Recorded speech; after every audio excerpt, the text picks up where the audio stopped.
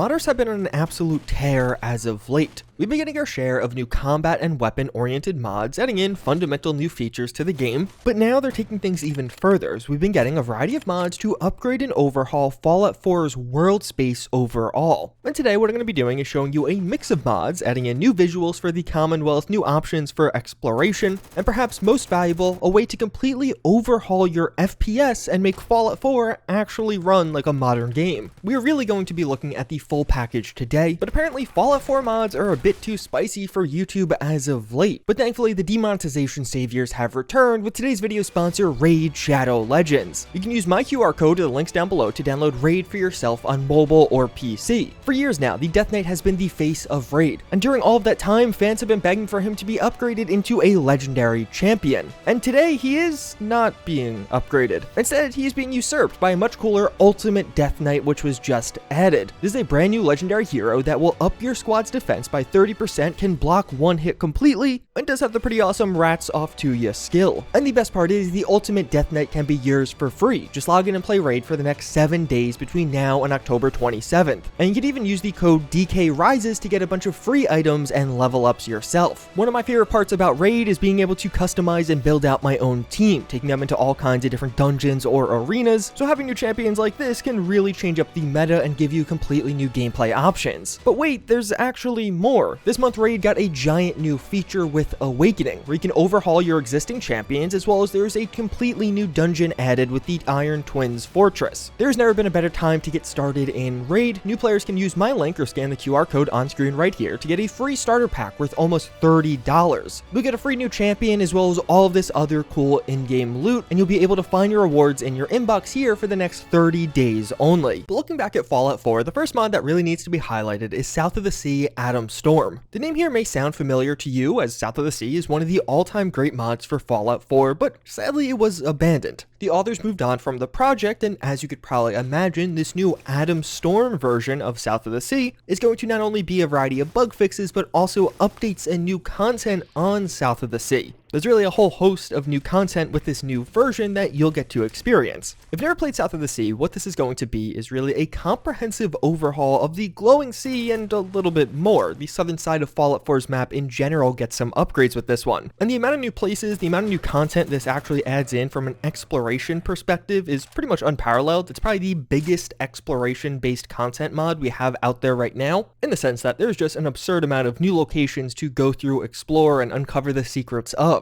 The new Atom Storm release will only expand on all of this content further. Many of the areas have had their nav meshes completely redone as a part of this mod, so enemy NPCs will actually have a way better time traversing some of these interiors as you go through them, as well as a variety of the old locations actually got quite fundamental upgrades and overhauls. So if you've already played South of the Sea, things will look different now, as well as things will actually run better with the NPC movement. The old South of the Sea mod had a certain level of bugginess. It was such a big and massive mod though that was largely okay, but Atom Storm is going to get rid of a lot of that. And one of the best parts about adding a mod like this to Fallout 4 overall is a lot of the environmental storytelling and even some of the darker stories it'll present to you. The glowing sea, more so than the rest of the Commonwealth, is just obliterated by the apocalypse, and you actually get to see that and feel that with some of the locations you'll discover. They're going to convey a dark message, and sometimes there's even newer custom features added in to get that message across even a bit clearer. As well as there's actually just a massive tunnel network, very Metro-esque. People have moved underground as the surface world has become mostly uninhabitable. So there's a lot of tunnels and caves to explore through, and a lot of this is interconnected. Some of the coolest stuff are down these pathways as you'll have to explore them. And as I mentioned a bit earlier, this not only impacts the glowing sea, but it's actually gotten to some of the other southern types of Fallout 4 also. And throughout all of this, you're going to definitely discover some new people. The Children of Atom get a much larger representation in Fallout 4 as a result of this mod, and even a ton of new gear and loot. It fleshes out that faction overall and makes them almost feel like on the scale of the Gunners. And although that's always been a thing, this new update with Atom Storm actually brings in a variety of new loot with new weapons and armors for you to uncover and find and hopefully use in your gameplay. So whether you played South of the Sea or not, I would definitely say this mod is a must download and greatly enhances the exploration of Fallout 4. But one mod that actually builds off this quite nicely is Vulkan. Vulkan's going to be a new landscape retexture mod for Fallout 4. And it's going to change the look of the Commonwealth in a pretty comprehensive way, basically overhauling the Commonwealth to a volcanic